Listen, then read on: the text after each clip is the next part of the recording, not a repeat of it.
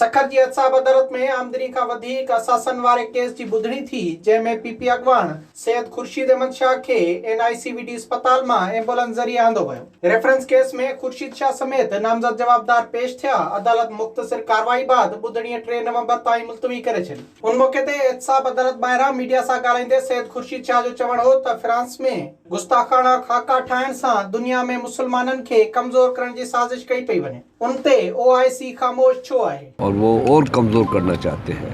ये वक्त है दुनिया को एक साथ बैठने का, दुनिया के मुसलमानों को एक साथ बैठने का ये वक्त है।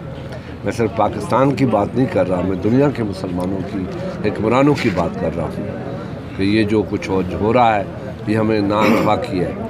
कुछ मुल्क हैं जो इज़राइल को तस्लीम करते हैं, कुछ मुल्क हैं जो नहीं करते।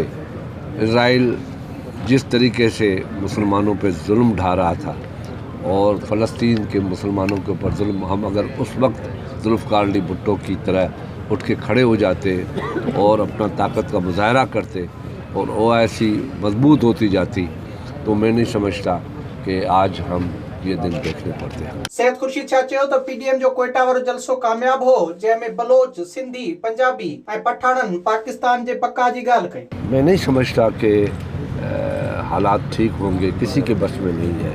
ये जो आज हालात हैं क्योंकि हुक्मरान अपनी बेहसी दिखा रहे हैं, वो कोई भी ऐसा कदम नहीं उठाना चाहते जिससे हम एक जगह पे बैठ के सर जोड़ के पाकिस्तान के लोगों की बात करें। विजिट कयो अवामी आवाज़ मीडिया ग्रुप की वेबसाइट awamiawaz.pk।